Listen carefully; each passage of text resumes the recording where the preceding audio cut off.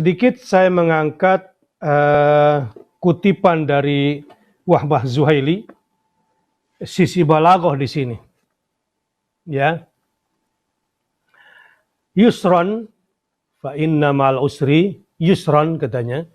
Kenapa dinakirahkan? Fa inna ma'al usri, al-usrinya ma'rifah pakai alif lam. Tapi yusronnya nakirah gitu. Katanya di sini bertujuan untuk ta'zim dan tafkhim. Ya. Untuk mengagungkan dan membesarkan perkara ini. Seakan-akan Allah Ta'ala berfirman, yusron aziman. Katanya begitu. Kemudahan yang besar yang akan didapatkan bersama kesulitan itu. Ini feeling atau zauk bahasa Arabnya. Jadi, fa inna ma'al usri yusron. Ketika kita baca yusron, bahwa di sini ada kemudahan yang besar. Gitu. Maknanya. Sementara al-usr adalah kesusahan yang umumnya sudah kita ketahui. Yang biasa kita lihat dalam kehidupan. Ma'rifah, ma'ruf. Kesulitan yang kita dapat itu. Tetapi kemudahan bersama kesulitan yang biasa itu adalah bukan kemudahan yang biasa. Tapi kemudahan yang luar biasa. Barangkali kalau boleh saya baca tadaburnya. Fa inna ma'al usri yusra. Maka sesungguhnya bersama kesusahan yang biasa ada kemudahan yang luar biasa, gitu kira-kira. Makna yusran sebagai nakirah di sini. Kemudian, mohon maaf, mata mulai agak sedikit karena lagi flu.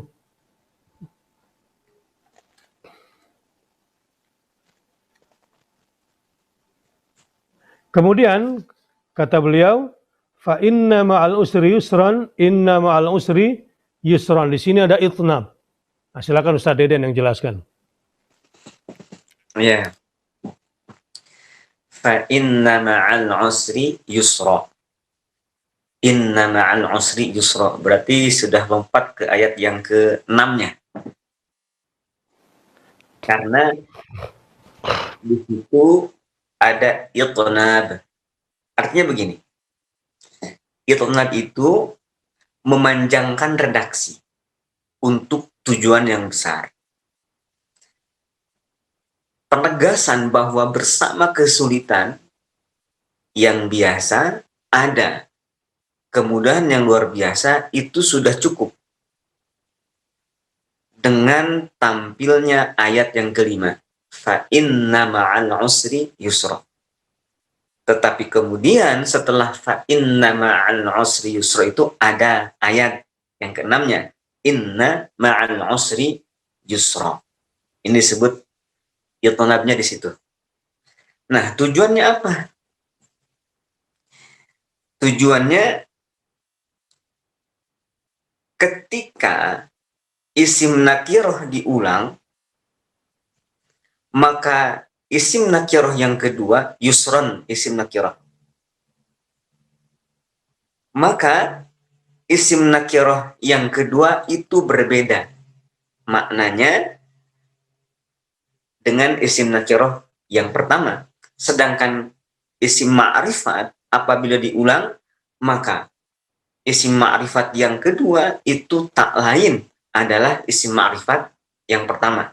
Al-usr itu kan isim ma'rifat, diulang pada ayat yang ke-6. Yusron pun diulang pada ayat yang ke-6. Maka ketika inna ma'al usri yusra, al-usr di situ, inna ma'al usr adalah kesulitan yang tadi yang disebut pada ayat yang kelima, dan yusron pada ayat yang ke-6 itu adalah kemudahan yang lain, yang beda dengan yusron di ayat yang kelima. Jadi begini, selain kemudahan itu begitu besar bersama kesulitan yang biasa, tetapi juga kemudahan yang besar itu tidak satu, tetapi dua. Untuk kesulitan yang sama. Untuk kesulitan yang satu itu. Jadi kualitas dan kuantitas kemudahan begitu sempurna Allah berikan kepada yang berjuang di jalan Allah Subhanahu wa ta'ala. Itu makna, salah satu makna itnab, inna ma'al usri yusra, dan akan didalami insyaallah lebih dalam lagi nanti. Baik. Jadi makna tadabbur yang kita dapatkan di balik ayat ini adalah bahwa di sini Allah Subhanahu wa taala memberikan harapan dan menguatkan kesabaran bagi setiap orang yang dalam kesulitan ketika sedang berjuang menegakkan agama Allah Subhanahu wa taala. Harapannya apa? Harapannya bahwa kesulitan ini pasti berakhir, tetapi pada saat yang sama Allah sudah siapkan dua kemudahan. Nah ini loh yang membuat orang termotivasi. Dan ini bukan sekedar motivasi kosong, memang benar adanya. Ini pula yang membuat orang berhenti mengeluh. Dan membuat orang beriman, orang bertakwa itu malu mengeluhkan takdir Allah ini. Sehingga jadilah dia bersabar, bertambah kuat kepada Allah. Makanya ketika mendapatkan musibah kan alhamdulillah ala kulli hal.